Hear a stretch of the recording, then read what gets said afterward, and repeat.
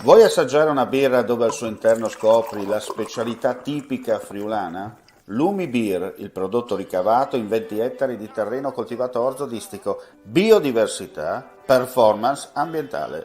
Lumi Beer nelle sue 5 versioni disponibili, 4 per consumo veloce e dissetante e la versione Magnum per intenditori.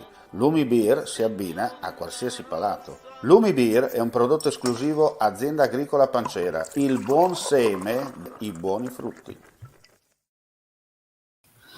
Ben ritrovati gentili amici e amiche alla visione all'ascolto per quanto riguarda l'informazione su friulitv.net. Dunque andiamo a vedere le ultimissime di cronaca.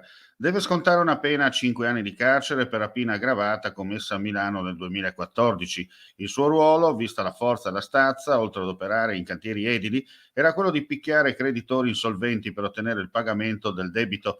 Si tratta di un romeno di 31 anni, arrestato dai carabinieri del nucleo radiomobile di Auresina, che lo hanno fermato per un normale controllo. La pattuglia ha dunque scoperto il passato violento e il provvedimento giudiziario che pendeva nei suoi confronti.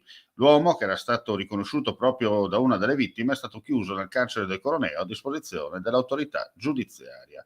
È stata archiviata invece l'inchiesta del NOE di Udine su un presunto maxi traffico di rifiuti che aveva coinvolto una ventina di persone, tra i quali manager di varie aziende del nord-est. Il PM Federico Frezza della DDA di Trieste ha chiesto l'archiviazione accolta l'11 aprile dal GIP Marco Casavecchia. Il magistrato ha segnalato che le difese delle parti hanno presentato materiale che attesta la legittimità dell'operato delle aziende coinvolte nell'inchiesta, sia quelle che trasferivano i rifiuti che le altre che le ricevevano. Soltanto per 5 capi di imputazione collegati a una delle aziende in particolare, la Procura intende compiere ulteriori approfondimenti. Secondo quanto emergeva dalla vasta indagine del NOE di Udine, coordinata dalla Procura distrettuale antimafia di Trieste, sarebbe invece state migliaia le tonnellate di rifiuti partite dal Friuli tra il 2017 e il 2020 e smaltite fuori regione, in Veneto o in alcuni paesi dell'est, in particolare l'Austria, Slovenia e Ungheria, in contrasto con le normative. Un'inchiesta che aveva coinvolto in particolare un'azienda di Maniago e altri operanti nel settore.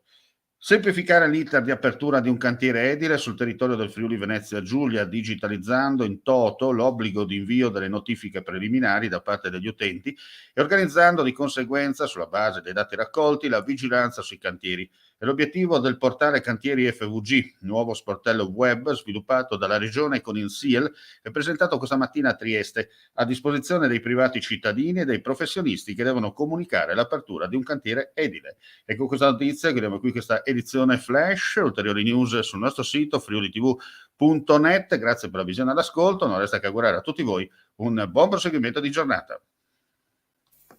Vuoi assaggiare una birra dove al suo interno scopri la specialità tipica friulana? Lumi Beer, il prodotto ricavato in 20 ettari di terreno coltivato orzodistico, biodiversità, performance ambientale.